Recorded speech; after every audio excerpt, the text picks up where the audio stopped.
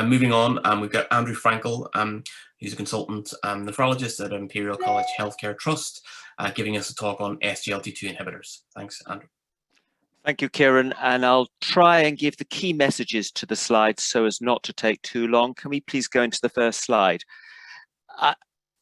I want to just get across to the audience here. I know that you know this, but you need to really appreciate that the number of people with end-stage renal failure is going to at least double over the next 15 years. This trajectory that we've had from 2010 to 2030 will increase because of the growing number of people with diabetes and them getting this earlier and surviving longer.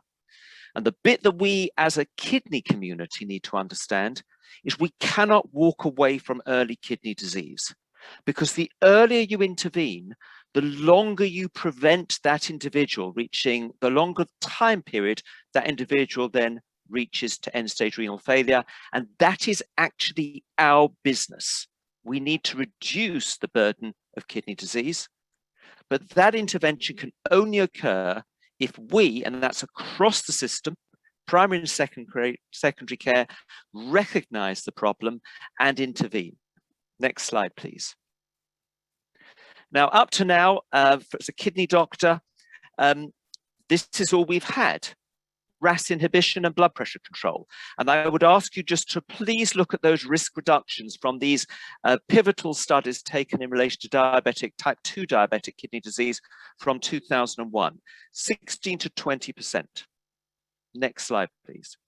And I'm not going to labor this point because I know, again, this has been addressed and people appreciate this, that we now know that SGLT2 inhibitors, and we've got primary data for canagliflozin and dapagliflozin, it's my view that this is a class effect, has significant benefits on hard kidney endpoints, doubling of GFR, need for dialysis or kidney death, and those benefits are much greater than we saw with RAS inhibition and are found in people who are treated already with RAS inhibitors.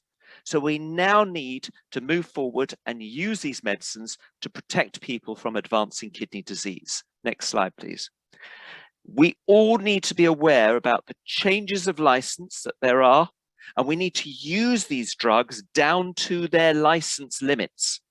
And canagliflozin was refined, I think now 1.5 years ago.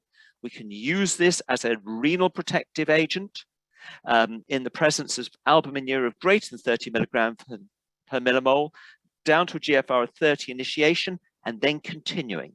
And we need to be sure that every individual who should be on an SGLT2 inhibitor and who could be on canagliflozin is on it. Please also remember that dapagliflozin's license for heart failure has now been extended to allow us to use this drug in heart failure patients, even with CKD. Next slide, please. We are expecting, and I think it's going to be this week, the DAPA CKD license to come out. And I will just tell you that in the USA and in Europe, that DAPA CKD license is for prevention of progression of CKD. No mention of GFR, no mention of albuminuria. Now, I don't know if that liberal license will appear in the UK, but it will be unusual for us to be out of kilter with both.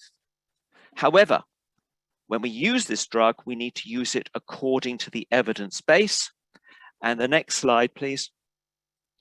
We are hoping to publish in the next 6 weeks the UK Kidney Association guideline for the use of SGLT2 inhibitors in adults with kidney disease. Next slide. Thank you. This guideline is aimed to provide an evidence-based, practical and pragmatic clinical guideline on the use of SGLT2 inhibitor in people with CKD, both with and without diabetes, but also to provide information about how we can all safely use these drugs so that we become confident and competent in using these drugs. And we appreciate that most of this use is actually, although this is UK Kidney Association guideline, going to actually be facilitated also in primary care. Next slide, please. The guideline will give you a background to SGLT2 inhibitors and their history, a whole section on the use of these drugs in people with CKD in the context of diabetes, a section on SGLT2 inhibitors in people with CKD without diabetes, a very short guideline section on how you choose which one, and then will be kept up to date with the current license arrangements. And then a considerable section on practice points around how you prescribe these drugs safely and usefully. We've also produced in this guideline something that hasn't been done before, something we call a lay section. Now, obviously, most guidelines have got a lay summary, but this is more than this. This is actually the lay executive summary followed by a full lay description of the guideline. So someone who's a patient or who wants to read it without the scientific bits, this is a magazine read, a Reader's Digest on SGLT2 inhibitors. And we also include 2 patient information sheets as example, one for a person with diabetes and one for a person without. And finally, we've got use in special populations, type 1, transplant patients and heart failure patients. Next slide, please. Our recommendations will include recommendations for use, implementation, research and audit. And actually, if we go to the next slide, and I'm going to miss the next slide out just to say, I'm really grateful for the team that I'm working with, and it's jointly chaired with Will Harrington from Oxford. And the team have undertaken a really good systematic review to evidence-base these guidelines. We expect it to be up for consultation by the end of July and to be formally launched by the 1st of September. Next slide, please. So the point of this talk is we know that we have now interventions that will significantly improve the outcome of people with early, middle, and late CKD, and we need to get this drug out there. Final slide, please.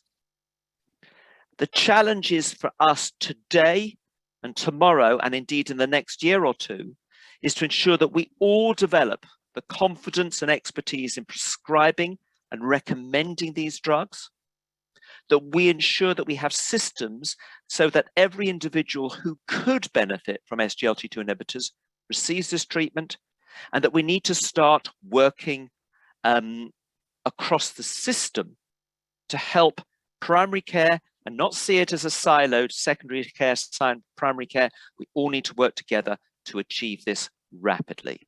Thank you very much.